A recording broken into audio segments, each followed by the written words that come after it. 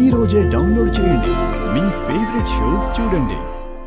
నువ్వు నా కూతురివి కాదు, నేను నీ అమ్మని కాదు. రాజు నీ భర్త కాదు, బంటి నీ కొడుకు కాదు.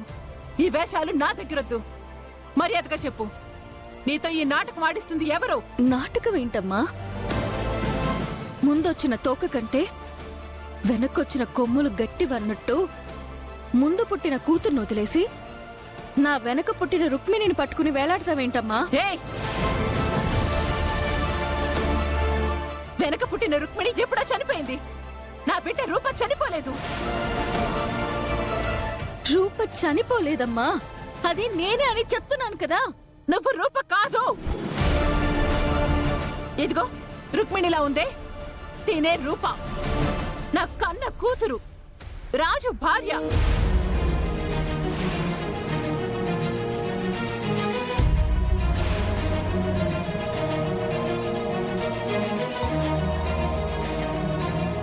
తను రూప అయితే రుక్మిణి అని ఎందుకు చెప్పుకుంటున్నారు? బయట వాళ్ళకి చెప్పారంటే ఒక అర్థం ఉంది, ఇంట్లో వాళ్ళకు కూడా అలాగే చెప్తున్నారంటే మీరందరూ ఏదో తప్పు చేస్తున్నారు. చూడు, ఇది మా పర్సనల్ ప్రాబ్లం. అనవసరంగా ఇందులో జోక్యం చేసుకోకు. నువ్వేం ఆశించి ఈ నాటకం ఆడుతున్నావో చెప్పు, అది మేము ఇస్తాం. ఏంటి నువ్వు నాకిచ్చేది? ఈ యావదాస్తికి నేను వారసురాల్ని కాబోతున్నాను. ఎందుకంటే చనిపోయింది అని మీరందరూ ఆడుతున్న రూప డ్రామాకి తిరిగి ప్రాణం పోసి మీ ముందు నిలబడ్డా.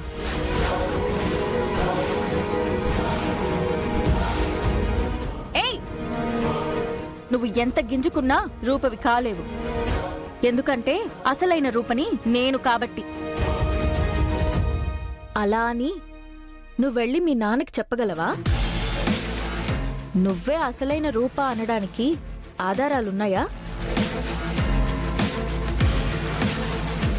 ఏ బిడ్డకైనా తను నా బిడ్డ అని చెప్పడానికి కన్న తల్లి కంటే ఆధారం ఏముంటుంది? నేను చెప్తున్నాను కదా, రూప నా బిడ్డ. ఎక్కడి నుంచి వచ్చావో మర్యాదగా అక్కడికే వెళ్ళు, లేదంటే పోలీసులకు అప్పగించాల్సి వస్తుంది. ఈ విషయాన్ని నాన్నతో చెప్తే పోలీసులకి ఎవరిని అప్పగించాలో నాన్నే నిర్ణయిస్తారు. పద మా నాన్నకు చెప్దాం. నాన్నా, ఏం కావాలి నీకు? రూపస్థానం.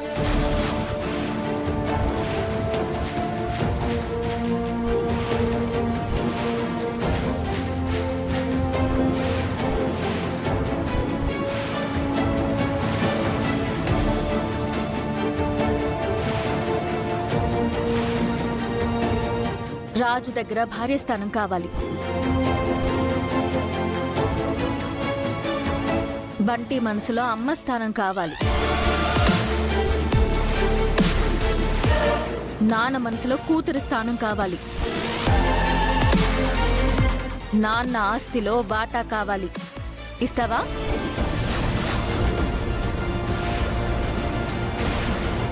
నిన్ను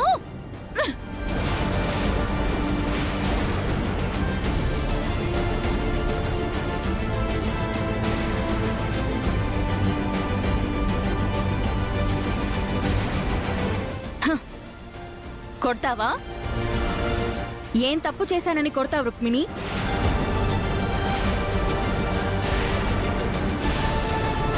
నువ్వు కొట్టలేవు. రేపటి నుంచి చూపిస్తాను అసలైన సవతి పొరి ఎలా ఉంటుందో. ఇప్పటికే ఆలస్యమైంది, పడుకోండి.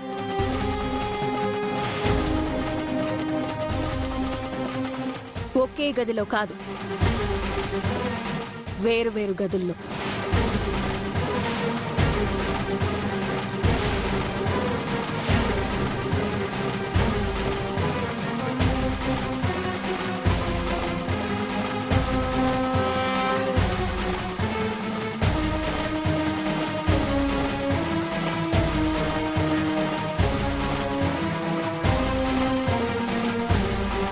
రాజు ఆ దీప్తిలాగే ఇది కూడా వచ్చింది.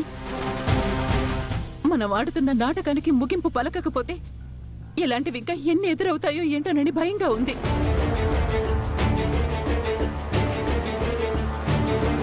ఆ సాధువు చెప్పిన ప్రమాదాల్లో ఇది కూడా ఒకటేమో అనిపిస్తోంది. ఇప్పటికీ సూర్యకి నిజం చెప్పకపోతే రేపటి నుంచి ఎన్ని దారుణాలు చూడాలో ఏమో రాజు. సూర్యకి నిజం చెప్పేద్దాం. అమ్మా వద్దమ్మా, నాన్నని మోసం చేశావని తెలిస్తే నాన్న ఎలా రియాక్ట్ అవుతారో నానే చెప్పారు కదమ్మా. నాతో అబద్ధమాడిందంటే నన్ను మోసం చేసినట్టు లెక్క. నన్ను మోసం చేసింది అంటే తన దృష్టిలో నేను చచ్చిపోయినట్టు లెక్క. అవునమ్మగారు, పెద్దయ్య గారికి నిజం చెప్పాలంటే ముందు రాఘవతో మీ గురించి నిజం చెప్పించాలి. అప్పుడే ఆయన మనల్ని అర్థం చేసుకుంటారు. అంతవరకు చెప్పకపోవడమే మంచిది. అప్పటి వరకు ఇదేం చేస్తుందోనని భయంగా ఉంది రాజు. అది ఇంట్లోకి రావటం వల్ల నాకేం ఇబ్బంది లేదు, కానీ మీ మధ్యలోకి వస్తోంది, మీ కాపురాన్ని చెడగొడుతోంది. అదే నాకు భయం వేస్తోంది. తనేం చేస్తుందో చేయనివ్వండి అమ్మగారు. 2 రోజుల్లో తన్ని ఎవరు పంపించారో, ఎందుకు పంపించారో తెలుసుకుంటాను. తన బండారం బయట పెడతాను. మా గురించి మీరేం కంగారు పడకండి అమ్మగారు. ఆ అమ్మాయి సంగతి నేను తేలుస్తాను.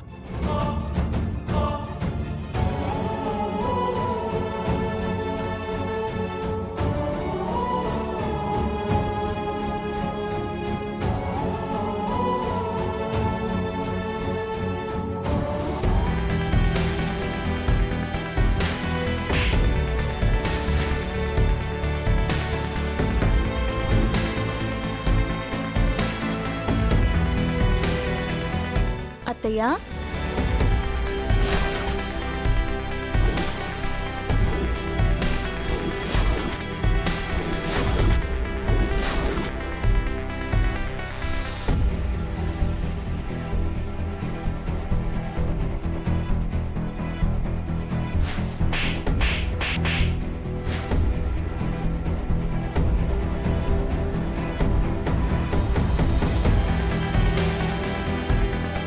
ఏంటత్తయ్యా, నేను తిరిగొచ్చానంటే ఇప్పటికీ నమ్మలేకపోతున్నావా?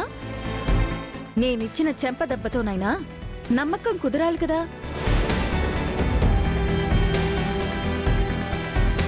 ఆ దెబ్బకి ఈ దెబ్బకి ఏమైనా తేడా ఉందా? నిన్ను